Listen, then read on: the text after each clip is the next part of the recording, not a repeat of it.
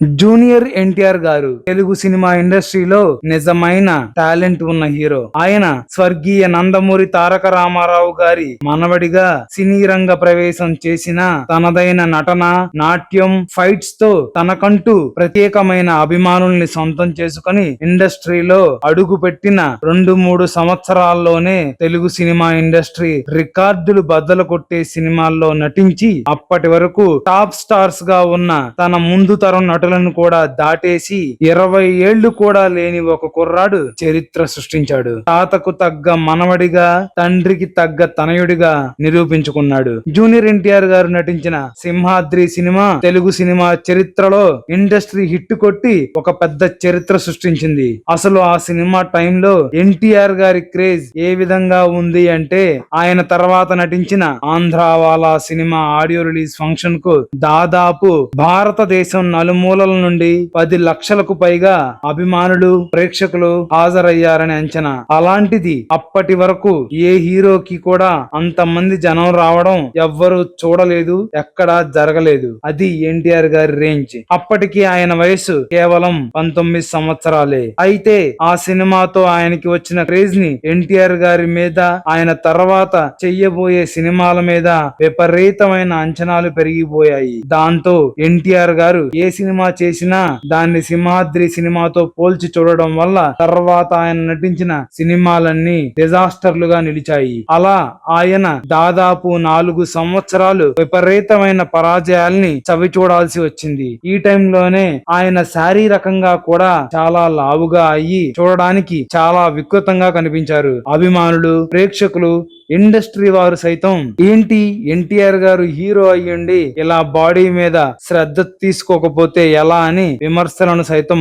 చేశారు. తర్వాత ఆయనతో సినిమా చేద్దాం అనుకున్న రాజమౌళి గారు సైతం ఎన్టీఆర్ గారి లుక్ మీద అసహనం వ్యక్తం చేయడంతో ఎన్టీఆర్ గారు పట్టుదలతో సన్నబడి తర్వాత రాజమౌళి గారి దర్శకత్వంలో వచ్చిన యమదొంగలో స్టన్నింగ్ లుక్ లో కనిపించి అభిమానులను, ప్రేక్షకులను అలరించడమే కాకుండా విమర్శకుల ప్రశంసలు కూడా అందుకున్నారు. చాలా సంవత్సరాల తర్వాత యమదొంగ సినిమాతో ఒక భారీ హిట్ ను సొంతం చేసుకున్నారు. అప్పటి నుంచి ఆయన కెరీర్ మళ్లీ ఊపందుకుంది. తర్వాత వచ్చిన కంత్రి సినిమా కథపరంగా విమర్శలు ఉన్నా ఎన్టీఆర్ గారి యాక్టింగ్ తో కమర్షియల్ గా భారీ విజయాన్ని నమోదు చేసుకుంది. అలా ఎన్టీఆర్ గారు సినిమాల్లో రాణిస్తూ ఉండగా 2009 ఆంధ్రప్రదేశ్ ఎన్నికల సమయంలో సీనియర్ ఎన్టీఆర్ గారు స్థాపించిన తెలుగుదేశం పార్టీ గెలుపు కోసం నారా చంద్రబాబు నాయుడు గారి అభ్యర్థన మేరకు, తండ్రి హరికృష్ణ గారి సూచన మేరకు ఆ ఎన్నికల్లో తెలుగుదేశం పార్టీ తరపున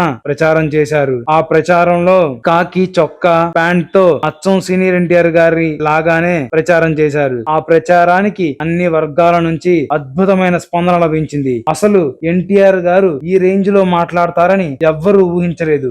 ప్రతిపక్షాలు సైతం ఎన్టీఆర్ వారి వాగ్దాటికి నిలబడలేకపోయాయి. ఆయన ప్రచారం చేస్తుంటే అభిమానులు, ప్రేక్షకులు, సాధారణ ప్రజలు అలా నోరెళ్లబెట్టి వినడం తప్ప ఏమీ చేయలేకపోయారు. అంత గొప్పగా ఆయన వాగ్దాటి, ఆయన అనుకున్న దాని మీద మాట్లాడే విధానం చూసి యావత్ ఆంధ్రదేశం నివ్వెరపోయింది. అలా మంచి ఊపు మీద ప్రచారం కొనసాగుతూ ఉండగా అనుకోకుండా భారీ కారు ప్రమాదం జరిగింది. అది ఎంత పెద్ద ప్రమాదమో, యాక్సిడెంట్ అంటే ఎన్టీఆర్ గారికి తల మీద పెద్ద గాయంతో పాటు పక్కటెముకలు కూడా విరిగిపోయాయి. దాంతో ఎన్టీఆర్ గారు కోలుకోవడం ఇప్పట్లో సాధ్యం కాదని అనుకున్నారు. కానీ ఎన్టీఆర్ గారు అంత పెద్ద ప్రమాదం నుంచి ఆయనకున్న అంతులేని గుండె ధైర్యం, ఆత్మవిశ్వాసంతో కోలుకొని హాస్పిటల్ బెడ్ మీద నుంచే తెలుగుదేశం పార్టీ తరపున ప్రచారం కూడా చేశారు. అయినా కూడా వైఎస్ రాజశేఖర్ రెడ్డి గారి ప్రభంజనం ముందు తెలుగుదేశం పార్టీ నిలబడలేకపోయింది. ఆయన నిజాయితీ, ఆయన ప్రజలకు సేవ చేసే తత్వం, సంక్షేమ పథకాలు అన్ని వైఎస్ఆర్ గారిని మళ్లీ ముఖ్యమంత్రిని చేశాయి. తెలుగుదేశం పార్టీ మళ్లీ ఓటమి పాలైంది. తర్వాత ఎన్టీఆర్ గారు మళ్లీ పూర్తిగా కోలుకున్నారు. ఇటువైపు తెలుగు సినిమా ఇండస్ట్రీలో ఇంకా ఎన్టీఆర్ గారి పని అయిపోయింది, ఆయన సినిమాలో నటించలేరు, ముఖ్యంగా మునుపటిలాగా డాన్స్ చెయ్యలేరు అని ఇంటా బయట చాలా విమర్శలు వచ్చాయి. వాటన్నిటినీ పటాపంచలు చేస్తూ ఆయన అదుర్స్ సినిమాలో అత్యంత అద్భుతంగా నటించడమే కాకుండా మునుపటి కన్నా బాగా డాన్సులు వేశారు. దాంతో అభిమానులు ఎన్టీఆర్ గారి గుండె ధైర్యాన్ని, పట్టుదలని చూసి ఆశ్చర్యపోయారు. విమర్శకులు సైతం నోరెళ్లబెట్టారు. అదుర్ సినిమా కూడా ఘన విజయాన్ని సాధించింది. అందులో ఆయన నటన అతి అద్భుతంగా ఉండడమే కాకుండా చారీ పాత్రలో బ్రాహ్మణుడిగా కొత్త ఎన్టీఆర్ గారిని చూశాం. తర్వాత ఆయన నటించిన బృందావనం సినిమా కూడా ఘన విజయాన్ని అందుకుంది. దాంతో తెలుగు సినిమా ఇండస్ట్రీలో ఎన్టీఆర్ గారి క్రేజ్ ఆకాశమంత ఎత్తుకు ఎదిగింది.